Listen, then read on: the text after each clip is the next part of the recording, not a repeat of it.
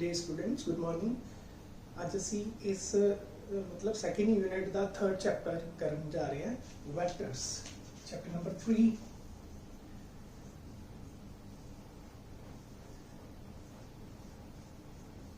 Vectors की है vectors उन्हां फिजिकल क्वांटिटीज ਨੂੰ ਆਪਾਂ ਵੈਕਟਰ ਬੋਲਦੇ ਹਾਂ ਜਿਹੜੀਆਂ ਫਿजिकल क्वांटिटीज ਦਾ मैग्नीट्यूड ਤੇ ਹੁੰਦਾ ਹੀ ਹੈ ਨਾਲ ਦੀ ਨਾਲ ਉਹਦੀ डायरेक्शन ਦੀ सेंस भी रहती है। जिस तरह आप फोर्स अप्लाई करनी है किसी बॉक्स के उत्ते ते फोर्स कितनी लगानी है और किस डायरेक्शन च लगानी है दोनों की सेंस बन रही है डायरेक्शन की भी और कितनी फोर्स लगानी है मतलब मैग्नीट्यूड वैल्यू ऑफ फोर्स नूं आपां मैग्नीट्यूड ऑफ फोर्स बोलांगे ते डायरेक्शन दोनों ही इहदे विच आ रही है। इस करके force is a vector quantity. दोबारा सुनो उन्हां फिजिकल क्वांटिटीज नूं वैक्टर बोलते हैं जिहड़ियां फिजिकल क्वांटिटीज का मैग्नीट्यूड ते हुंदा ही है एज वैल एज डायरेक्शन। ठीक है, हुण जे असीं वैक्टर नूं रिप्रजेंट करना है ते सिंबॉलिकली सिंबल जे असीं वैक्टर दा रिप्रजेंट करना है ते उहदे लई लैटर यूज करते हैं अल्फाबेट और इस अल्फाबेट के उत्ते एक एरो डाल देंगे।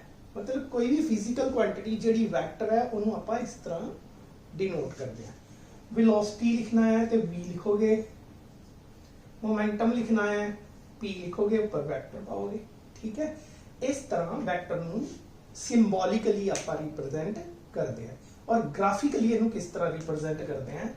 ग्राफिकली एक लाइन दे नाल इहनूं रिप्रेजेंट करते हैं, उस लाइन दे टर्मिनेटिंग पॉइंट दे उत्ते एक एरो डाल दिंदे हैं। This is the initial point, this is the final point और इस लेंथ नूं लाइन की लेंथ नूं आपां वैक्टर दा मैग्नीट्यूड बोलते हैं और इस एरो नूं वैक्टर की डायरेक्शन बोलते हैं। ठीक है, मान लो वेलोसिटी वैक्टर है उन्हें असीं इस तरह एक लाइन दे नाल रिप्रेजेंट करना है। लाइन की दस रही है मैग्नीट्यूड ऑफ वैक्टर ते एरो की दस रहा है डायरेक्शन ऑफ वैक्टर। ठीक है, हुण कुछ टाइप्स है वैक्टर दियां वो भी असीं स्टडी कर लेंदे हैं।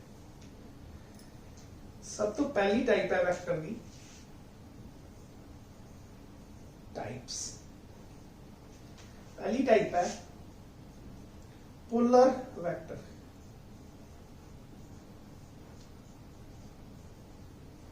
वो वेक्टर जिहदी direction of motion of the object वाले पासे रहती है। ठीक है, उस वेक्टर नूं आपां पोलर वेक्टर बोलते हैं। मतलब जिस वेक्टर की डायरेक्शन जिदा किसी पार्टिकल ने डिस्प्लेसमेंट कवर की, displacement is a vector quantity. वो वैक्टर जिहदी डायरेक्शन ऑफ मोशन वाले पासे ही होए ऑब्जेक्ट दे उस वैक्टर नूं आपां पोलर वैक्टर बोल दिंदे हैं। इस तरह मैं फोर्स लगा रहा, फोर्स लगावांगा तो ऑब्जेक्ट ने भी इधरले पासे ही मूव करना जिधरले पासे फोर्स लगाई है। इस करके फोर्स भी पोलर वैक्टर है, डिस्प्लेसमेंट भी पोलर वैक्टर है। दूसरा टाइप आंदा है एक्सियल वैक्टर।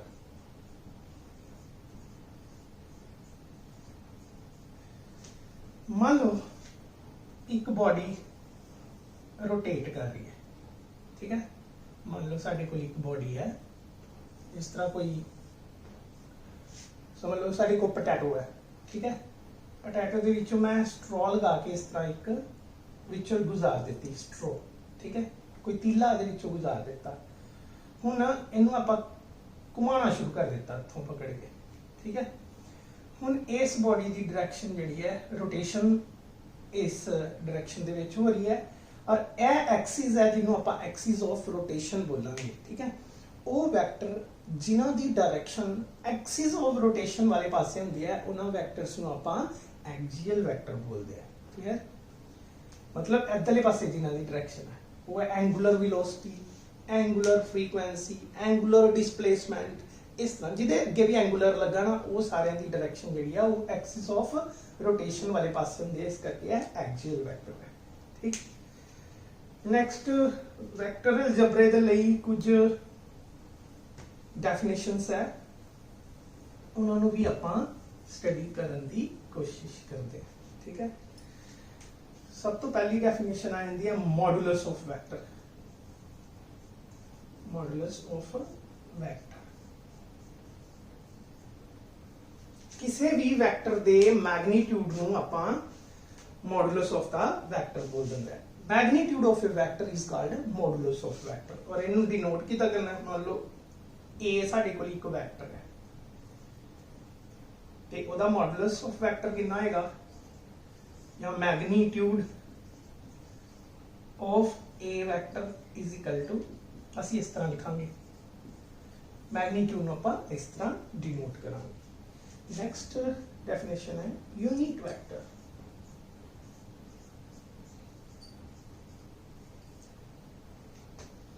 मान लो एक साडे को वैक्टर है ए वैक्टर दा अपना एक मैग्नीट्यूड है और अपनी एक डायरेक्शन भी है, ठीक है।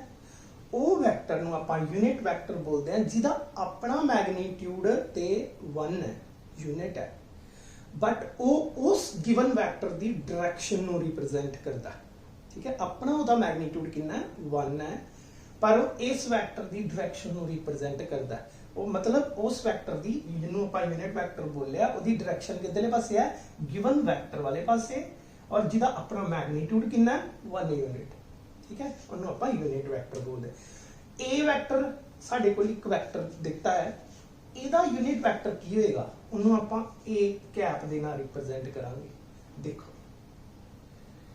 कोई भी वैक्टर है, मैं क्या उहदा मैग्नीट्यूड भी हुंदा और उहदी डायरेक्शन भी हुंदी है। ए आदि डायरेक्शन होगी ए वैक्टर की, ते ए हो गया मैग्नीट्यूड, ठीक है। दोनों चीज़ां आ गई ना। ए कैप दे नाल रिप्रेजेंट कीता, फिर ए कैप नूं इस तरह लिख सकदा ए वैक्टर डिवाइडेड बाय मैग्नीट्यूड, ते फिर unit vector of a given vector नूं आपां इस तरह भी डिफाइन कर सकते हैं। Unit vector of a given vector is defined as the ratio of the vector to its magnitude. Vector नूं उहदे ही मैग्नीट्यूड दे नाल डिवाइड करके आपां यूनिट वैक्टर कैलकुलेट कर सकते। नेक्स्ट आंदा है ऑर्थोगोनल यूनिट वैक्टर। वो यूनिट वैक्टर्स जिहड़े म्यूचुअली परपेंडिकुलर हुंदे आ। ए मान लो XYZ कोआर्डिनेट सिस्टम बना लिया सी, और इन्हां कोआर्डिनेट सिस्टम की डायरेक्शन दस्सण वास्ते असी कुछ यूनिट वैक्टर ले लिया आई कैप, जे कैप, के कैप। ये तीनों यूनिट वैक्टर है जिहड़े कार्टेशियन कोआर्डिनेट्स की डायरेक्शन दस रहे हैं और आपस च तीनों परपेंडिकुलर है। जे के परपेंडिकुलर है, के आई परपेंडिकुलर है, आई जे परपेंडिकुलर है, ठीक है। एड एक्स है एक्चुअली बाहर नूं है, पर बाहर नूं फिर मैं लाइन नहीं लगा सकता, मैं इस वजह करके मैं अंदर नूं ड्रॉ करना पैंदा। ये जो आई जे के है इन्होंने आप ऑर्थोगोनल यूनिट वैक्टर्स बोलते हैं, क्योंकि ये 3 डायमेंशनल कोआर्डिनेट्स दी डायरेक्शंस नू रिप्रेजेंट करते हैं, ठीक। इस क्वेश्चन को सॉल्व करने की कोशिश करते हैं। क्वेश्चन दे विच मैं क्या, एक मेरे को वैक्टर है जिन्हों आप इस तरह रिप्रेजेंट किया और इसका मैग्नीट्यूड भी कढ़ना, डायरेक्शन भी कढ़नी है, ठीक है। इस क्वेश्चन के आंसर के लिए मैं पहले मैग्नीट्यूड कढ़दा है, ठीक है। Magnitude of a vector is equal to, इस तरह लिखना ना, उन्होंने सॉल्व किया करना, इन्हों आप सॉल्व करना। देखियो अंडर रूट लगा देना, पहले सब तो पहला काम अंडर रूट लगाना, फिर जो आई ना लगा ना उदा स्केयर कर देना, जो जे ना लगा है उदा भी स्केयर कर देना, पर प्लस ही आना है, माइनस नहीं करना। जो के ना लगा 1 ओदा भी स्केयर कर देना। इस तरीके नाल आपां मैग्नीट्यूड सॉल्व करना, अंडर रूट भी करना। इहदा आंसर आएगा साडे कोल 16 + 9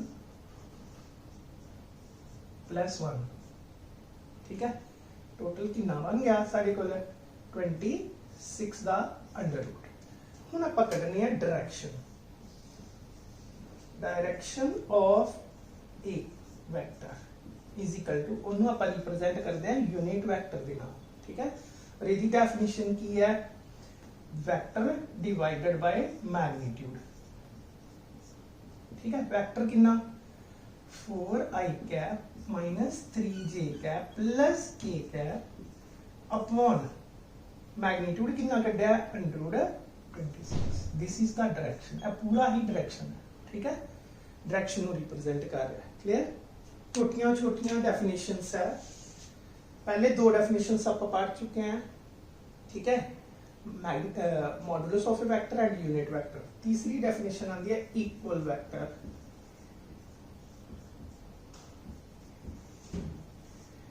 उन्हां वैक्टर्स नूं आपां इक्वल कवांगे जेकर दोनों ही वैक्टर्स दा मैग्नीट्यूड और डायरेक्शन सेम होए। दोनों दा मैग्नीट्यूड लेंथ सेम है, दोनों दे एरो एक ही डायरेक्शन नूं रिप्रेजेंट कर रहा है। These two vectors are called equal vectors. चौथा नेगेटिव वैक्टर्स। उन्हां दोनों वैक्टर्स नूं आपां नेगेटिव बोलते हैं जिहड़े दो वैक्टर्स का मैग्नीट्यूड ते बराबर ही है बट उन्हां दी डायरेक्शन ओपोजिट है। इस करके मैं इत्थे ए वैक्टर नूं बी वैक्टर दा नेगेटिव बोलांगा। क्लियर? मतलब मैग्नीट्यूड सेम होए डायरेक्शन ओपोजिट होए ते नेगेटिव वैक्टर। फिफ्थ को इनिशियल वैक्टर्स। ਉਹ ਵੈਕਟਰਸ ਜਿਨ੍ਹਾਂ ਦਾ ਸਟਾਰਟਿੰਗ ਪੁਆਇੰਟ ਸੇਮ ਹੁੰਦਾ ਹੈ ਉਹਨਾਂ ਦੋਨਾਂ ਵੈਕਟਰਸ ਨੂੰ ਆਪਾਂ ਕੋ ਇਨੀਸ਼ੀਅਲ ਵੈਕਟਰ ਬੋਲਦੇ ਹਾਂ। ਸਟਾਰਟਿੰਗ ਪੁਆਇੰਟ ਸੇਮ, ਠੀਕ ਹੈ। 6 ਨੰਬਰ ਤੇ ਕੋ ਲੀਨੀਅਰ ਵੈਕਟਰ। ਕੋ ਮੀਨ ਸੇਮ, ਲੀਨੀਅਰ ਮੀਨ ਉਹ ਵੈਕਟਰ ਜਿਹੜੇ ਇੱਕ ਦੂਸਰੇ ਦੇ ਪੈਰਲਲ ਹੋਣ, ਈਦਰ ਆਪੋਜ਼ਿਟ ਹੋਏ, ਵੱਡੇ ਹੋਣ, ਛੋਟੇ ਹੋਣ ਜਾਂ, ਠੀਕ ਹੈ। these vectors which are parallel to each other or acting on a same line are called collinear vectors। 7वें नंबर पे coplanar vector।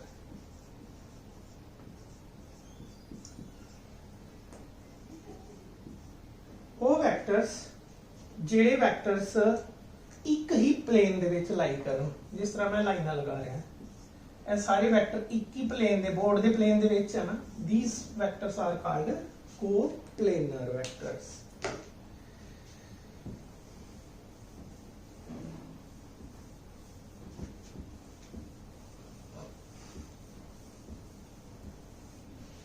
नेक्स्ट डेफिनेशन आती है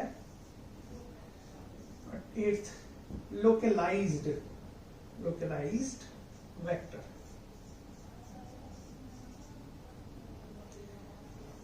वो वैक्टर जिदा इनिशियल पॉइंट फिक्स होता है, fix initial point is called localised vector. फिर आते हैं नॉन लोकलाइज्ड वैक्टर, जिन्हां दा इनिशियल पॉइंट फिक्स्ड नहीं हुंदा, उन्हां नूं आपां नॉन लोकलाइज्ड वैक्टर्स बोलदे हैं। 10th नंबर ते आंदा है जीरो वैक्टर या null vector.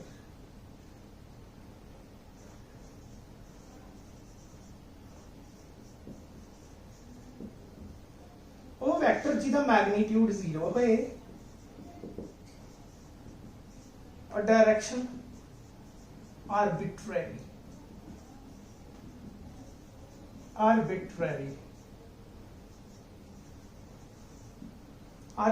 Means to any, मतलब जिदे बारे कुछ क्या नहीं जा सकता कोई डायरेक्शन जिदा मैग्नीट्यूड ही 0 है वो वैक्टर।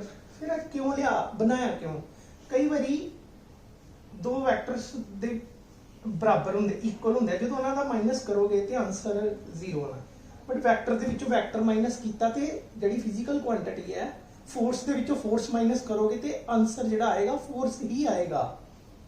इस करके फिर दो वैक्टर्स है तो फिर एदा की करते, फिर इनू भी वैक्टर कह दिता गया, इस करके असीं इहदा नाम रख दिता जीरो वैक्टर। क्लियर? नेक्स्ट आता है position vector.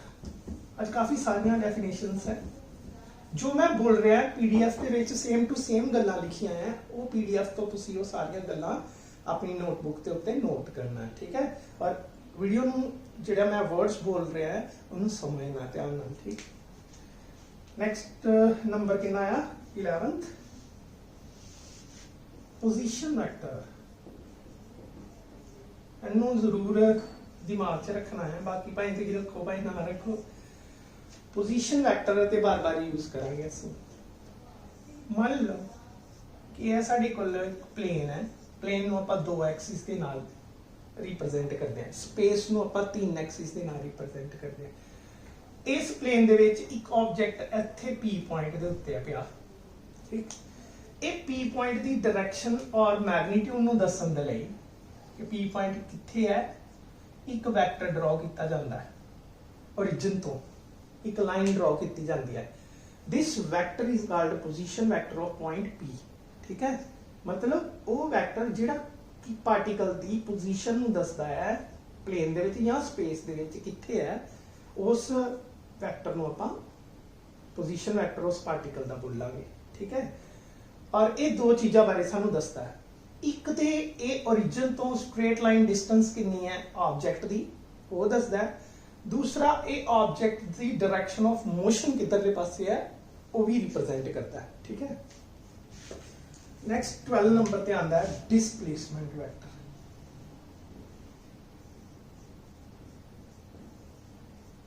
Displacement vector, suppose करो ये पार्टिकल पहले इत्थे ही बाद विच मूव करके इत्थे चला गया, Q पॉइंट पे चला गया, ठीक है। ਜਿਹੜਾ P ਤੋਂ Q ਤੱਕ ਹੈ मूव ਕੀਤਾ ਹੈ, ਇਹਨੂੰ ਅਸੀਂ डिस्प्लेसमेंट वेक्टर बोलांगे। This black line is called displacement vector.